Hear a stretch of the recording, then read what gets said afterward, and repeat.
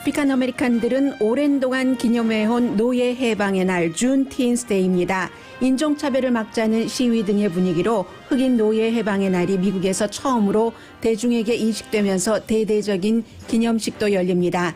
뉴욕 등 주정부와 나이키 등 주요 소매업소도 오늘 페이드 할러데이로 정했습니다.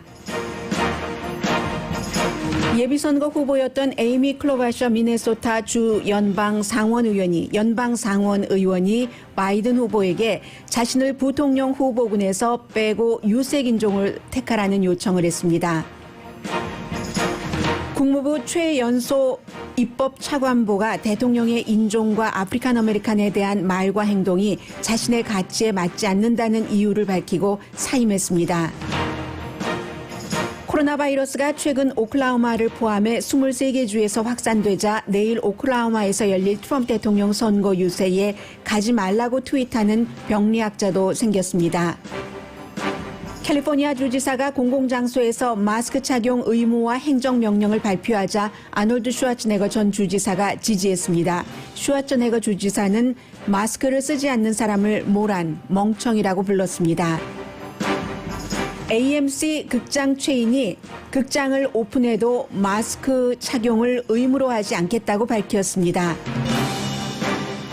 로스앤젤레스와 샌프란시스코를 비롯한 대도시에서 코로나 바이러스 사태 이후 렌트비가 내려갑니다. 팍스 여론조사 결과 바이든 후보에게 투표하겠다는 사람이 트럼프 대통령에게 투표하겠다는 사람보다 12%가 많았습니다. 페이스북이 트럼프 선거 캠페인 광고를 내렸습니다. 나치 표시가 들어있기 때문입니다. 트럼프 대통령이 대통령 자격도 능력도 없다고 주장하는 존 볼턴 책이 다음 주에 판매될 수 있을지가 오늘 결정됩니다. 이 책이 판매되든지 아니든지 내용이 이미 알려져서 유권자의 표심에 영향을 미치느냐 아니냐가 관건입니다. 한 아버지가 딸에게서 세상에서 가장 쿨한 생일 선물을 받았습니다.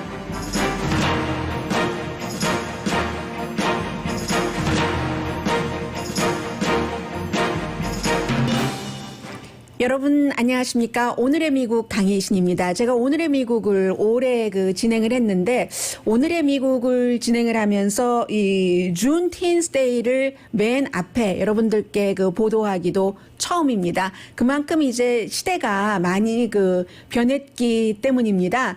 이 준틴스데이가 텍사스주에서 1865년도에 선포가 됐는데 왜 텍사스주냐 하면은 텍사스주가 그 당시에 이제 1862년도에 이미 노예 해방이 선언이 됐는데도 가장 늦게까지 노예 해방 선언을 받아들이지 않은 주입니다.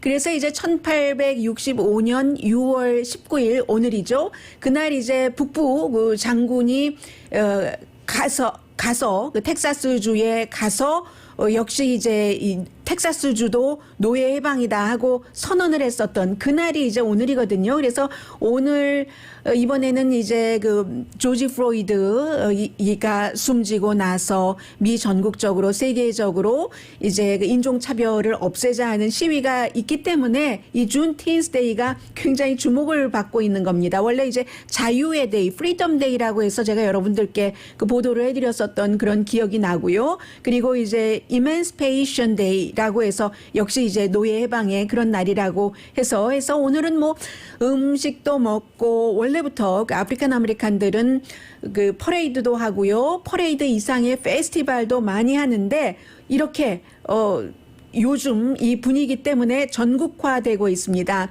우선 소매업소를 말씀드리자면은 나이키, 우버, 리프트, NFL 당연하고요. JC페니 이런 회사들이 이렇게 오늘을 기념을 하고 있고 마스터카드, 구글 같은 경우는 Reflection of Your Life 이런 형태로 해서 Learning and Reflection이라고 해서 오늘은 우리가 아프리칸 아메리칸 이 흑인 역사 그들의 고통에 대해서 생각해보자라고 직원들에게 얘기를 하고 있고요. 뉴욕주가 돈을 주는 할러데이로 주 전체적으로 했습니다. 이게 첫 번째가 아니에요. 두 번째입니다. 버지니아주가 먼저 했었고 그리고 이제 일부 주에서는 공무원들만 이렇게 페이드 할러데이로 텍사스와 펜실베니아가 그렇게 하고 있습니다. 하와이주를 빼고는 거의 모든 주에서 이렇게 그 준틴스데이를 기념을 하고 있는데 노스다코타와 사우스다코타는 완전히 공식으로 미리부터 했고요.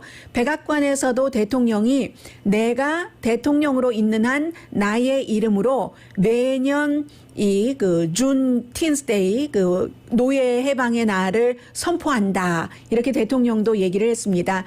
사람들이 이제 시위를 하고 지금도 이제 텔레비전 화면에 보이는데요. 이런 일이 있으니까 많은 그 자료들도 발견이 되는 겁니다. 내셔널 아카이브 기록 문서 보관소 같은 데서. 그래서 1865년도 텍사스의 그 갤버스턴에서 바로 그 군인이 선포한 이 내용을 보니까 이렇게 돼 있습니다. 그 당시에 텍사스 주민에게 알리노라니 미국 행정부의 선포에 따라 모든 노예는 자유다. 북부군 소령 유니온 아미 FW 에머리 씨가 썼고요. 그리고 이제 또 다른 2,000명의 군대가 들어갔었어야지만 됐어요. 텍사스가 노예방 선언을 안 하니까. 해서 2,000명 그 당시에 북부군과 함께 간 다른 이제 소장입니다. 소장 고든 그레인저 소장은 이제 그때가 이제 남부군이 항복을 하고 나서 10주일 뒤였는데 가서 이런 얘기를 했네요. 이번 작전은 이전에 노예주가 노예를 재산으로 삼고 부리던 그것을 노동력이라고 하면서 고용을 했는데 그 관계가 깨지고 이 전에 그 두 사람 사이의 관계가 이제는 인간 대 인간으로서 평등하다는 것을 선포하는 것이다. 이렇게 이제 한 사람 그 소장과 소령, 또 한 사람은 소령이에요. 이러한 것을 선포를 한 날이 바로 오늘입니다. 수요일인가요? 에이미 클로바셔 예비선거 토론회 할 때 여러분들께 많이 토론 아주 잘했어요. 미네소타 백인 인구가 어느 주보다도 많은 그곳의 연방 상원 의원인데 나보다는 본인이 백인 여성 연방 상원 의원이기 때문에 지금 미국의 시대 정신에 따라서 유색 인종을 조 바이든 후보가 부통령 후보로 선택을 해야지 됩니다 하고 본인은 그 리스트에서 빼달라고 요청을 했고요.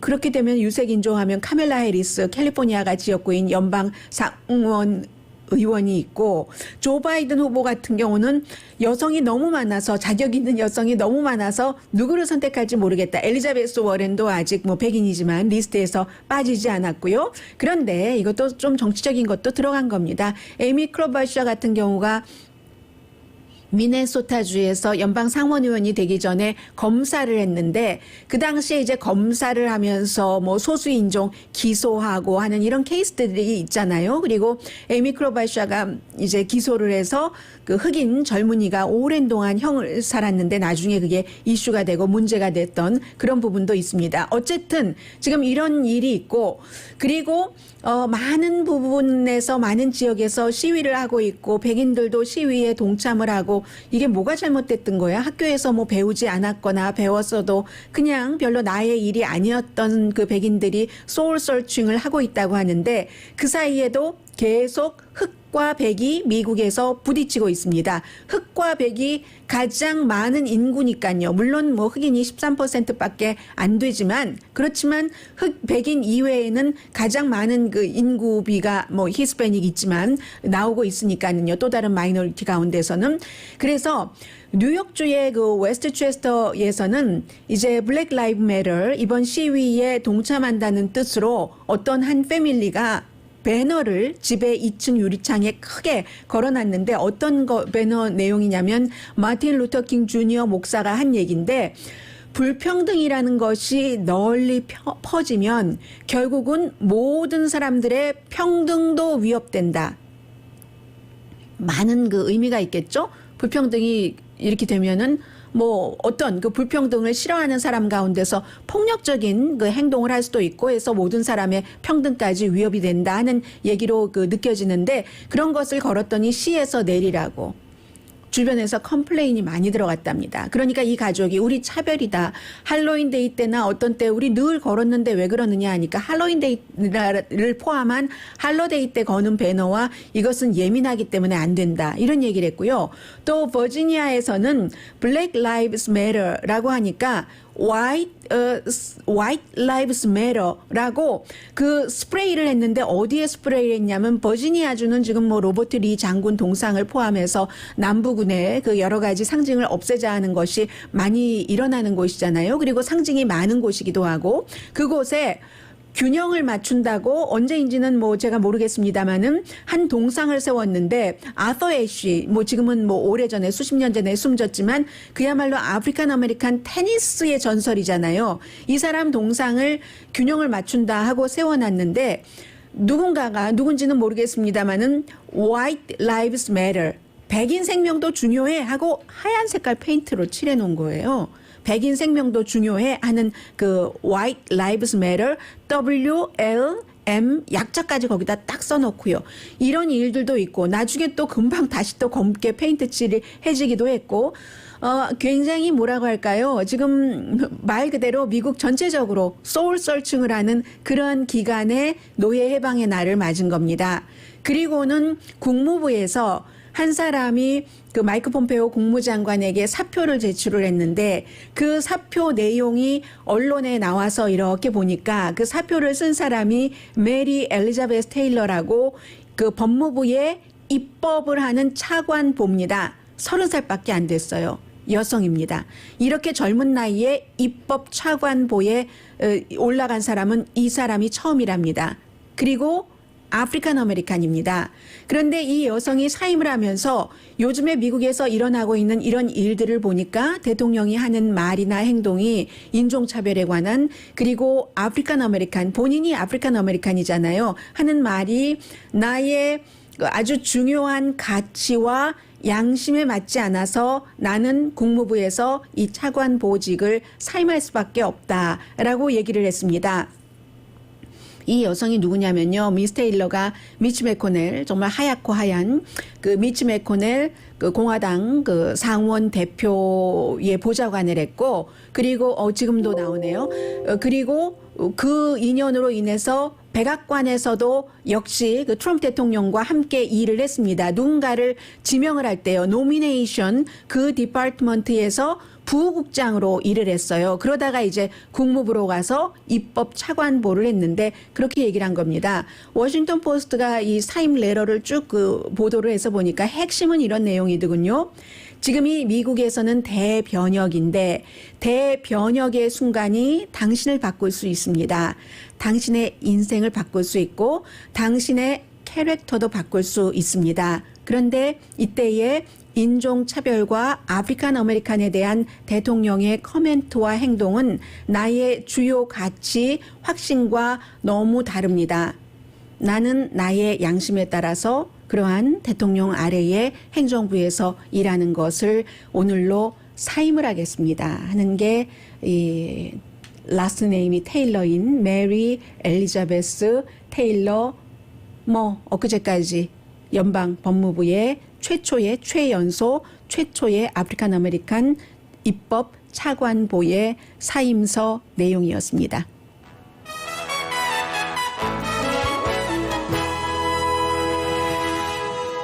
제가 이 여성의 이 사임서를 보면서요, 뭐 이 이슈와는 전혀 상관없이 칸트가 한 말이 생각이 났습니다. 제가 무슨 뭐 칸트의 정통해서가 아니라 어렸을 때는 왜 감수성이 예민하잖아요. 그 명동에 있는 좁은 그 길에 성바오로 그 서점이 있었죠.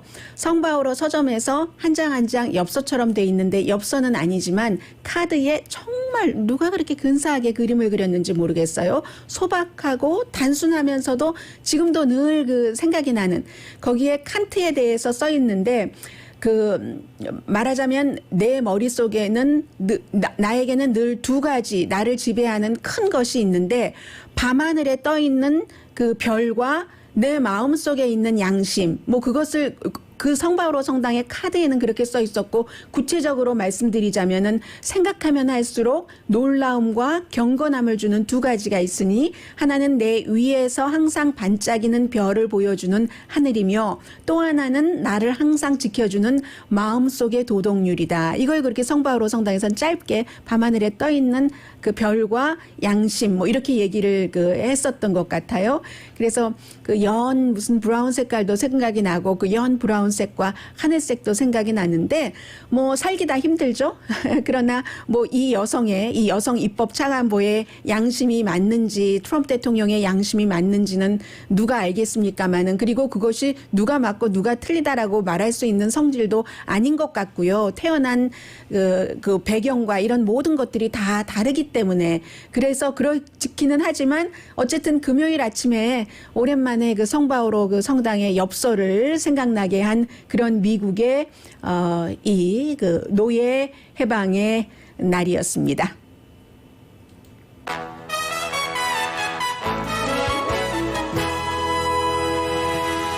오늘의 미국은 전문가가 추천하는 이민법, 가정법 전문 재인정 종합법률사무소, 미주류 언론과 유명 인사들을 감동시킨 미주 판매 1위 카후나 마사지 체어, 한인 기업의 자랑 카후나 마사지 체어, 언제 어디서나 내 마음대로 골라보는 한국TV 공동펀입니다.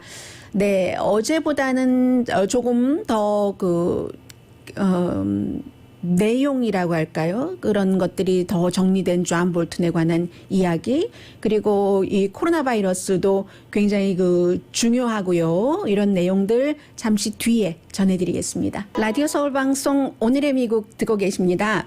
네, 이 존 볼튼의 책에 대해서는 오늘의 미국이 끝나는 시간이 되네요. 10시에 이제 판사와 존 볼튼 그리고 이제 법무부의 그 변호팀이 와서 이 책이 6월 23일에 팔릴 것인가 아니면 팔리지 못할 것인가 이런 것들이 결정이 되는데요. 존 볼튼 측에서는 이거 기각해야지 된다. 왜냐하면 연방 정부에서 지금 요청을 해놓은 것이기 때문에 그렇게 얘기를 하고 있는데 이 책에 대해서는 우선 세 부분으로 생각을 해야 될 것 같습니다. 기본적으로 한국의 많은 분들은 이 남북 문제와 관련해서 이제 존 볼튼의 입장 그것도 보수에서는 존 볼튼이 너무 잘한 것이다. 진보에서는 존 볼튼 때문에 다 망친 거야.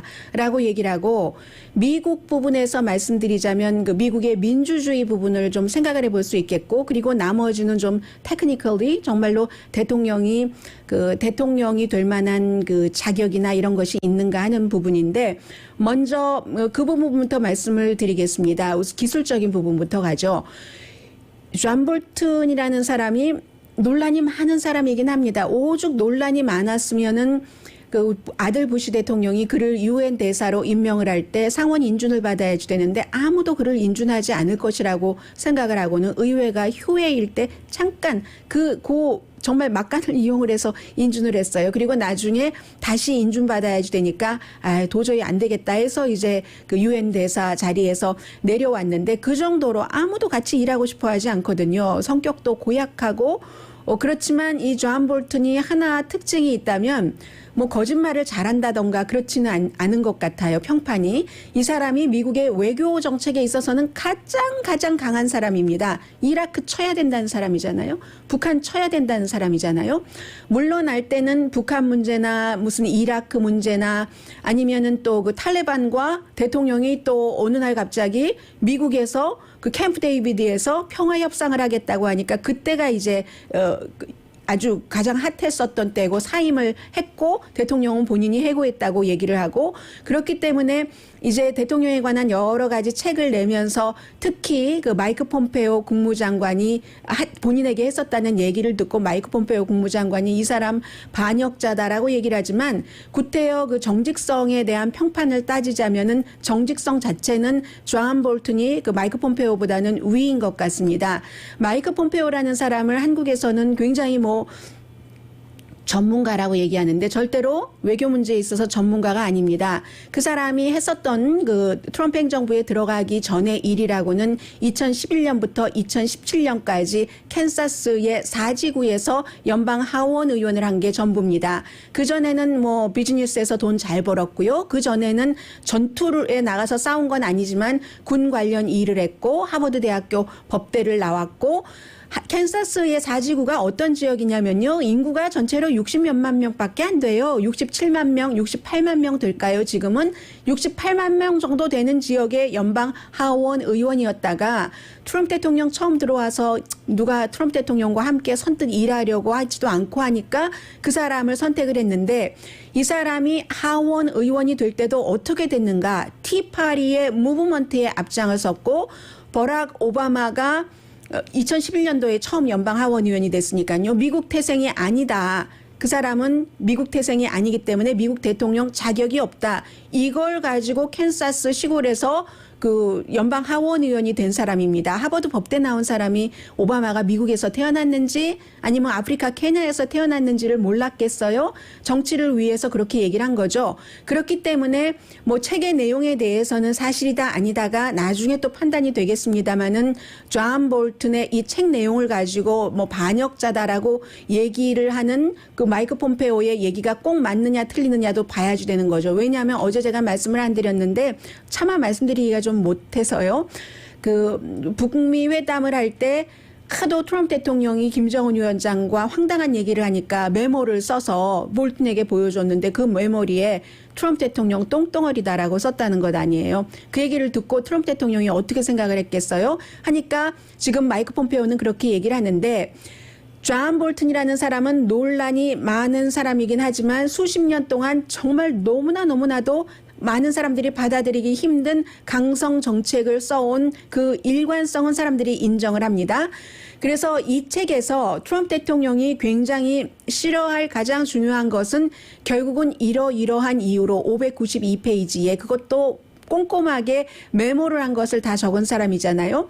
이러이러한 이유로 트럼프 대통령은 대통령이 될 자격도 없고 대통령이 될 능력도 없다. 그와 같이 안보회의를 하는 것은 시간 낭비다. 왜냐하면 안보회의를 가려면 국가안보보좌관인 내가 갖고 있는 정보를 대통령에게 브리핑을 해서 대통령의 판단력을 도와주는 건데 대통령은 남이 말하는 것은 들으려고 하지 않고 본인 얘기만 계속 듣다 나와야 되니까 시간 낭비다라고 얘기를 했고요. 사심이 있다는 얘기입니다. 그래서 모든 일을 할 때 본인의 재선에 포커스를 맞췄고 북한 문제나 뭐 중국과의 이슈나 다 그렇다는 그게 첫 번째고 두 번째는 너무나 그 자질이 안 된다는 것.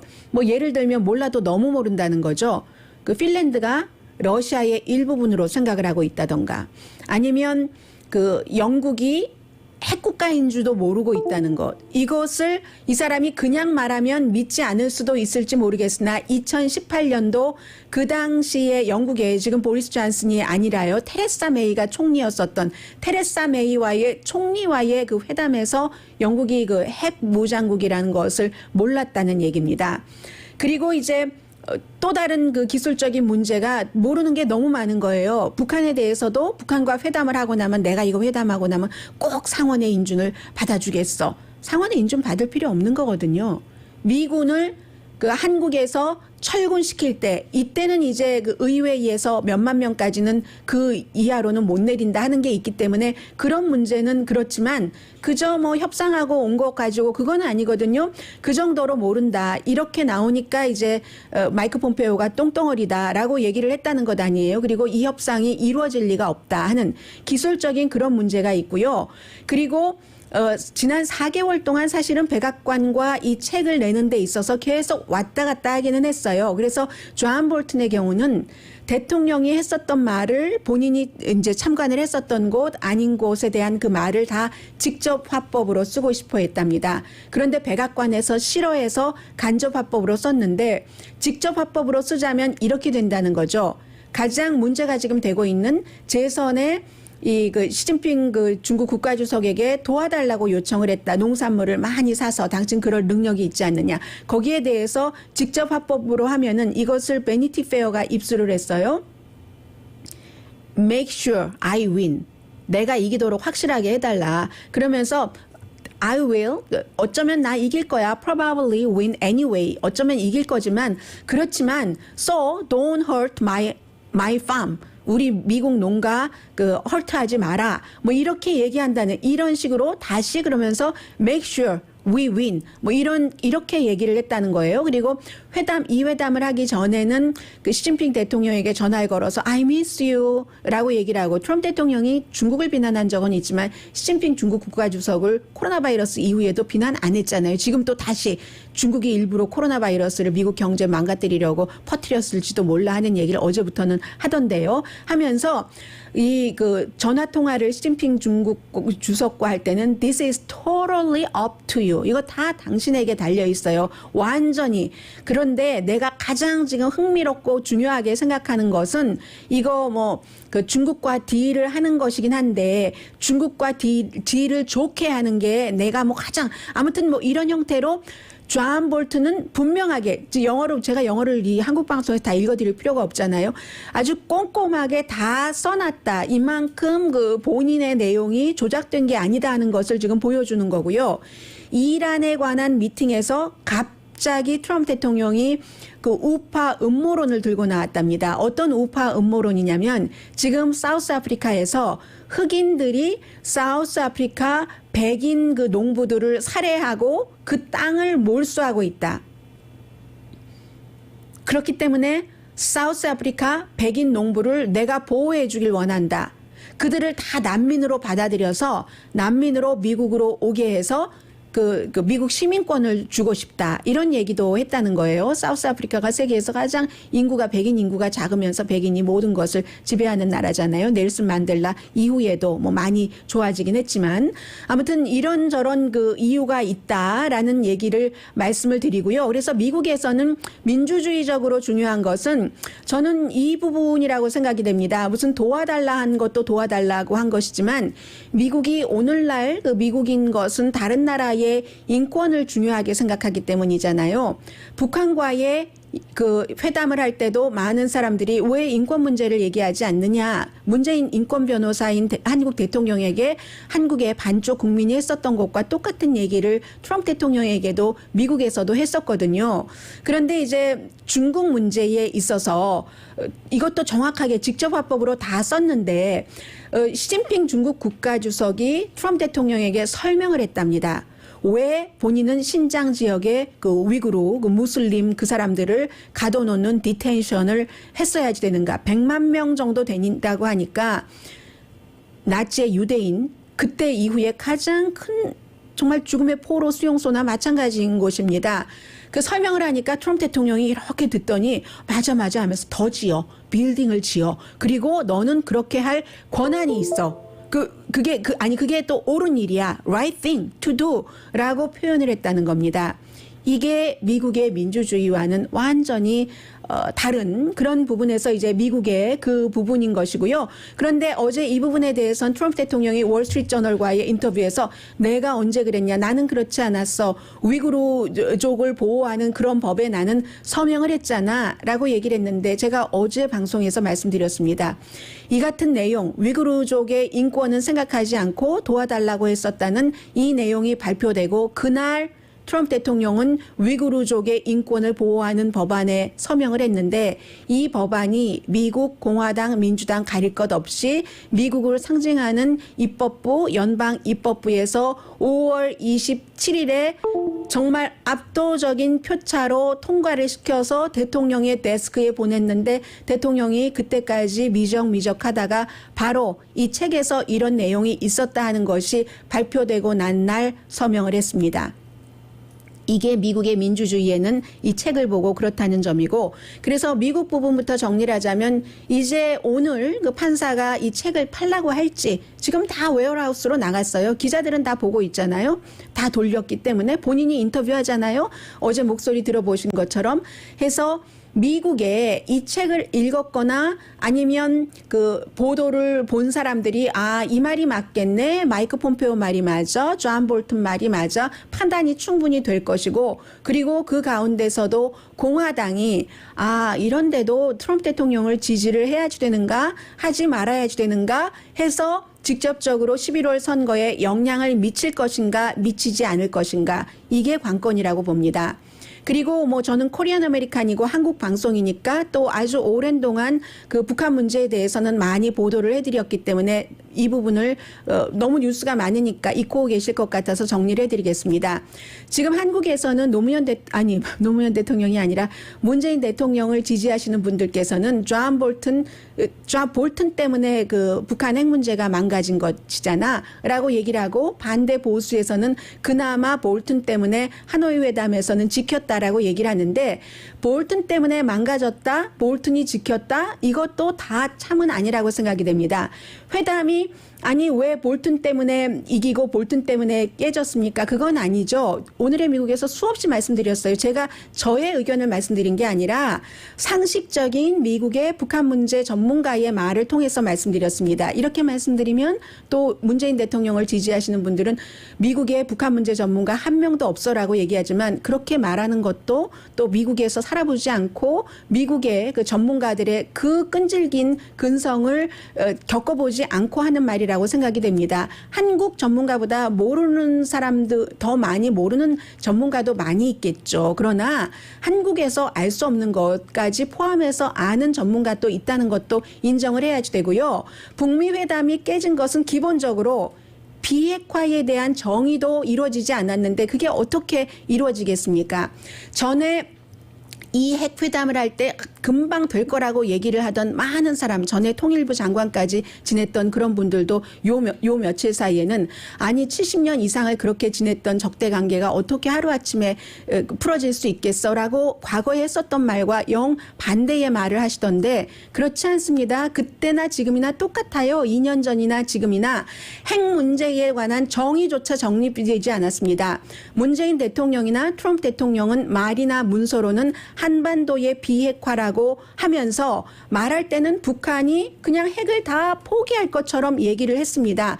그게 벌써 사실이 아니었고요. 그리고 트럼프 대통령의 경우에는 나는 북한에 주지 않고 다 받을 거야. 외교에 그런 외교가 어디 있습니까? 처음부터 이루어지지 않거나 망치는 외교죠. 그렇기 때문에 미북 협상이 이루어질 수가 없었던 것이고, 그리고 지금 북한에서 준 게 없다, 받은 게 없다, 한국에서도 또 문재인 대통령을 지지하신 분들은 준 게 없으니까 북한이 저러지라고 얘기하지만 준 것 있습니다. 한국에선 준 것이 없지만, 준 것이 없을 수밖에 없지만 미국이 걸려있기 때문에 유엔 제재가, 그 김정은이라는 사람을 세계 무대에 세워서 그 위상을 얼마나 많이 보여줬어요. 그리고 같이 회담을 하고 트럼프 대통령이 한국과도 협의하지 않았다고 하죠. 갑자기 주한미군이 아니라, 주한미군 철군 얘기도 나왔었지만 한미 합동 군사훈련을 많이 취소했잖아요. 그것도 북한에 준 것이잖아요. 한미합동 군사훈련 중단한 것.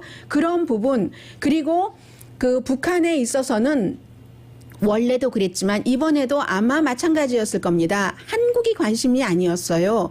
결국은 한국을 다리 삼아서 미국과 협상을 해보려는 것이었죠. 왜냐하면 지금 휴전이잖아요. 종전이 아니라 테크니컬리 전쟁 중이잖아요. 남북이.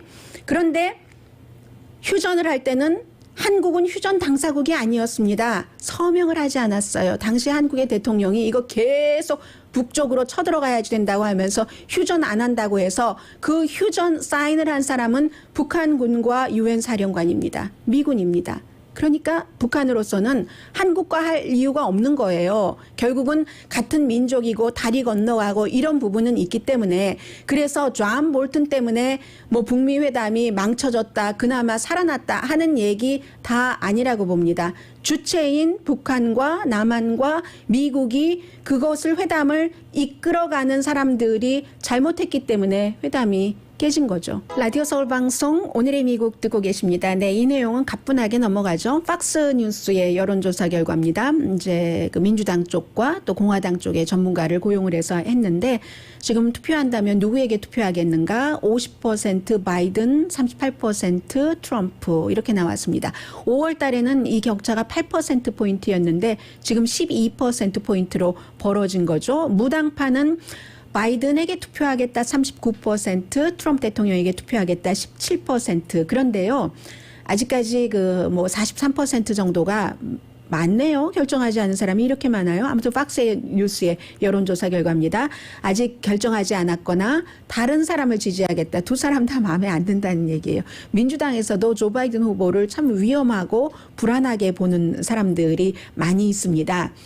그래서 이제 이 뉴스의 여론조사를 주도한 다런 쇼 씨가 얘기하기를 트럼프 대통령은 전통적인 공화당에서 지금 조금 빠져나가는 부분이 있잖아요. 여성이라든가 아니면 복음주의라든가 그런 사람들을 꽉 지키면서도 바이든 후보를 지지하는 무당파를 잡아야지 된다라고 얘기를 하고 있는데 지금 트럼프 대통령 자신에 대한 지지율은 44%, 지지하지 않는다는 사람이 55%, 인종관계에 대해서 트럼프 대통령이 하고 있는 것에 대해서는 61%가 지지하지 않는다고 답을 했습니다.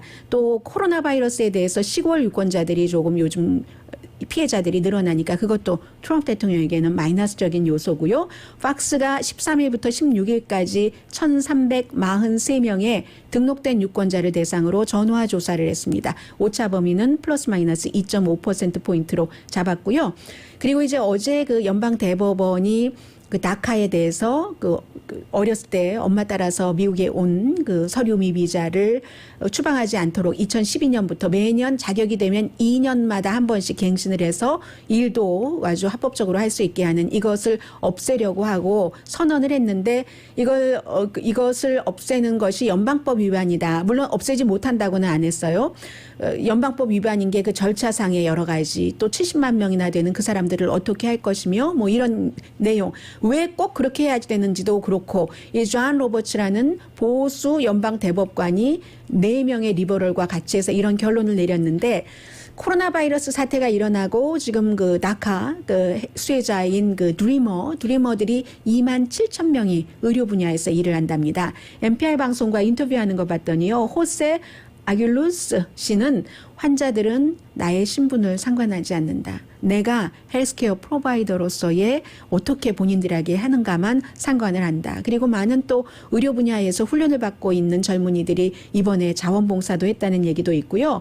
또 데니스 로하스트라는 분은 1990년에 부모 따라 미국에 왔는데 미국에서 산 지 30년 여기가 내 집이다라고 얘기를 합니다. 그런데 이 어제의 연방 대법원의 판결은 완전한 끝이 아닙니다. 이 나카라는 것은 오바마 대통령의 행정명령이기 때문에 트럼프 대통령이 뒤집으려고 시도를 할 수 있었던 것이고 일단 연방 대법원에서 막았지만 다음 행정부에서는 민주당이 되었건 공화당이 되었건 이걸 법으로 만들어야지 이게 해결책이 된다라고 말씀을 드리고요. 그리고 코로나 바이러스를 좀 정리를 해드리겠습니다. 캘리포니아 주지사 공공장소에서 마스크 쓰라고 했고 그런데 벌금을 물리게 한다던가 어떻게 집행한다고는 말하지 않았어요. 다만 아놀드 슈와츠네거가 트위터 한 것을 보니까 나 100% 올바른 지금 무브다, 라이트 무브다라고 얘기를 하면서 다 보면 알지 않느냐. 과학 이런 거 보면 80% 막을 수 있다고 하고 그러니까 이건 정치적인 이슈가 아니다. 누구라도 이걸 정치적인 이슈라고 하면은 바보지, 모런이지. 라고 그렇게 얘기를 했고요. 노스캐롤라이나 주에서도 마스크 쓰라고 하고 다른 도시에서도 많이 그럽니다. 그랬더니 또 트럼프 대통령이 월스트리트저널과 인터뷰에서 마스크 쓰는 사람들은 나에게 반대하는 것을 보여주기 위해서 마스크 쓰는 사람도 있어 라고 얘기를 했고요. 그렇습니다. 어쨌든 캘리포니아주에서 너무 마스크를 안 쓰는 사람들이 많다고 했어요. 예외는 항상 있어요. 질병통제국의 예외에 따라서 2살 미만 그리고 마스크를 쓸 때 불편한 질병이 있으신 분들은 안 쓰셔도 되고요. 오클라호마의 스카이라켓링이라고 표현을 하죠. 지난 일주일 동안 111% 확진자가 늘어났습니다. 2배 이상 늘어난 거예요. 그리고 내일 이제 털사에서 대통령이 인도어 선거 캠페인을 하고 있기 때문에 하버드 대학교의 병리학자면서 공공건강과학자입니다. 에릭 페길딩 이 박사가 트위터에 썼어요. Please.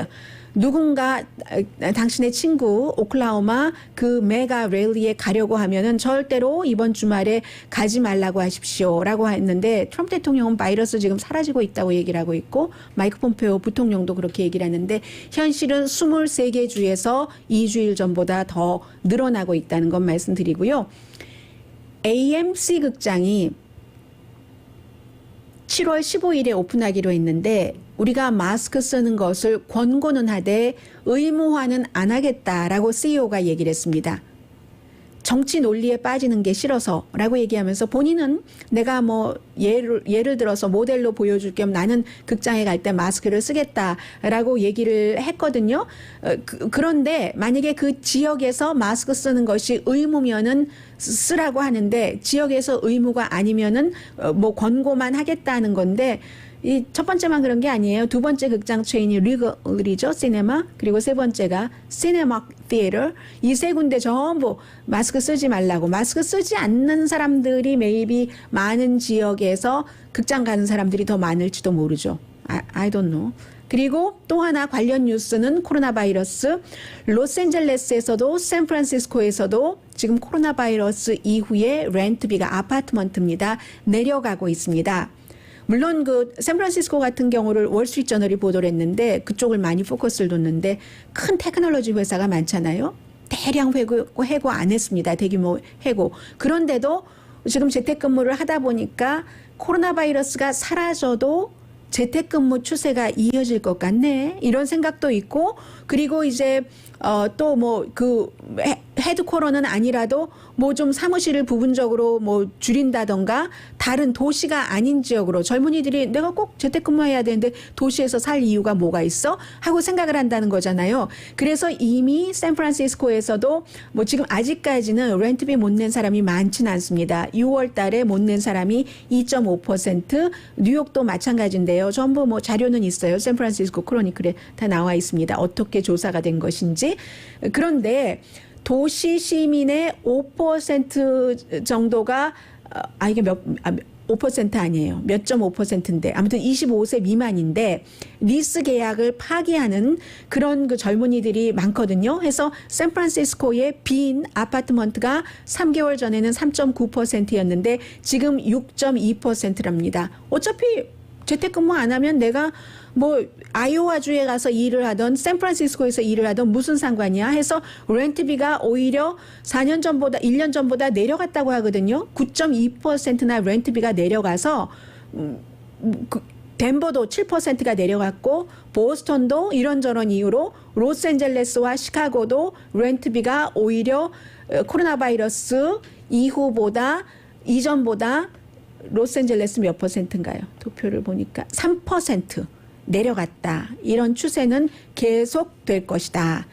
라고 전해드리고요. 잠시 뒤에 페이스북이 그동안 늘 트럼프 대통령과 같이 하는 것 같더니 이번에 약간 엇박자를 냈네요. 잠시 뒤에 좀 즐거운 소식과 함께 전해드립니다. 라디오 서울 방송 오늘의 미국 듣고 계십니다. 이 페이스북이 그 트럼프 대통령 선거 캠페인을 광고를 내렸거든요. 며칠 동안은 나가기는 했습니다만 이게 이제 지금 블랙 라이브스 매터 시위에 대해서 안티파가 아주 그 폭력을 쓰는 극좌가 주도하는 것이다. 뭐 이런 것에 관한 것이었는데 거기서 삼각형 빨간색 삼각형인데 그걸 역으로 하면은 이게 나치가 전에 수용소에서 특히 이제 정치적으로 수감된 사람들에게 번호표가 위에 있고요. 그 아래 보니까 이렇게 역삼각형 표시를 했습니다. 그래서 이게 페이스북이 알아서 한 게 아니라 하도 이제 제보가 많이 들어가니까 이게 나치의 그런 그 심볼이었는데 상징이었는데 그럴 수가 있느냐 해서 결국 내렸고요. 트럼프 대통령 측에서는 그게 무슨 나치의 그것 하면서 안티파가 그렇게 쓰는 거야 하는데 안티파의 상징이 그건 아니거든요. 물론 무슨 뭐 예를 들어 티셔츠 같은 거 만들 때 안티파라고 쓰고 뭐 세모가 들어간다든지 이럴 수는 있지만 전문가들은 그렇게 지금 그 학자들도 결론을 내렸고요. 역사학자 제이콥 그 S. 이더 이런 분이 그렇게 결론을 내렸고 결국은 지금 그 부주의에서 온 거겠죠. 나치 문장을 뭐 쓰려고 해서 썼겠어요. 그런 이 정도로 굉장히 예민한 시절이다 하는 말씀 드리고요. 그리고 오늘의 미국은 전문가가 추천하는 이민법, 가정법 전문 재인정 종합법률사무소, 미주류 언론과 유명 인사들을 감동시킨 미주 판매 1위 카후나 마사지 체어, 한인 기업의 자랑 카후나 마사지 체어, 언제 어디서나 내 맘대로 골라보는 한국TV 공동 후원이었습니다. 10시에 좋은 아침, 좋은 하루 방송됩니다. 73세 아버지였는데 지난 토요일이었어요. 내일이 이제 토요일인데 아버지에게 생일 선물을 하는데 이 딸이 아버지의 얘기를 또 듣고 한 거야. 나 말이야, 내가 어렸을 때 그 아이스크림 트럭이 있었는데 말이야. 그래서 이 따님이 그 트럭을 크레이지 아이스크림 트럭이라는 것을 빌려서 토요일에 하루 아버지를 운전을 하게 해드렸답니다. 그때 아버지가요 운전하면서 아이스크림 미리 준비해서 사람들에게 딱 나눠주고요. 그런 일이 어디서 있었던가요? 이게 어느 지역인가요? 아무튼 드림 컴 트루예요. 제가 팍스 TV에서 본 것인데요. 이쪽 로스앤젤레스 지역은 아니고 플로리다군요. 플로리다주에서 그런 일이 있었습니다. 그런데 아버지가 원래도 좀 음식 부족한 사람에게 음식 나눠주고 이런 일을 하신다고 하거든요. 드디어 꿈을 이뤘다 하면서 절로 웃음이 나온다고 하는데 이 얘기 앞으로 친구들에게 엄청 할 것 같아요. 딸 자랑과 함께요. 강혜신이었습니다.